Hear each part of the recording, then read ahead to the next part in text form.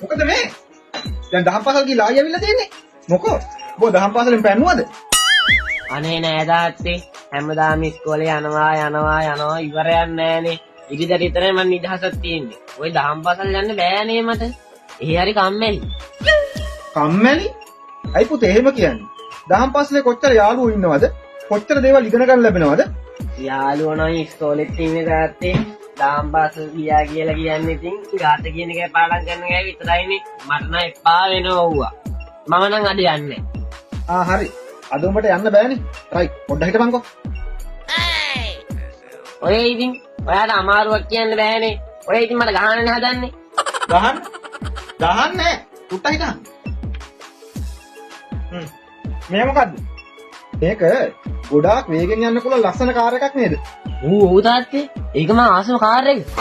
හැබැයි පුතේ මේ කාර් එක කොච්චර ලස්සන වුණත් කොච්චර වේගෙන් යන්න පුළුවන් වුණත් බ්‍රේක් නැත්තම් මොකද වෙන්නේ?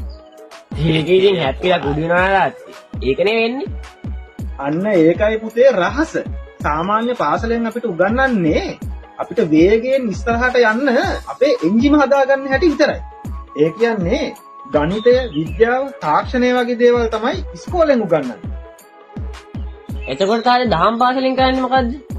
දහම් පාසලෙන් කරන්නේ අපේ ජීවිතයට අනතුරක් කරගන්නේ නැතුව නරක දේවල් වලදී ජීවිතය පාලනය කරගන්න ඕන කරන බ්‍රේක් පද්ධති හදලා දෙන එක. ගුණධර්ම, වැඩිහිටියන්ට සැලකීම, ඉවසීම, හරි වැරද්ද තේරුම් ගැනීම වගේ දේවල් තමයි දහම් පාසලෙන් උගන්වන්නේ. මොලේ විතරක් තිබිලා මදි පුතේ. තමන්ගේ හදවතත් ලස්සන වෙන්න ඕන. මට තේරුණා තාත්තේ. බ්‍රේක් නැති කාර් එකක් වගේ ජීවත් වුණාම අන්තිමට වෙන්නේ අමාරුවේ වැටෙන එක.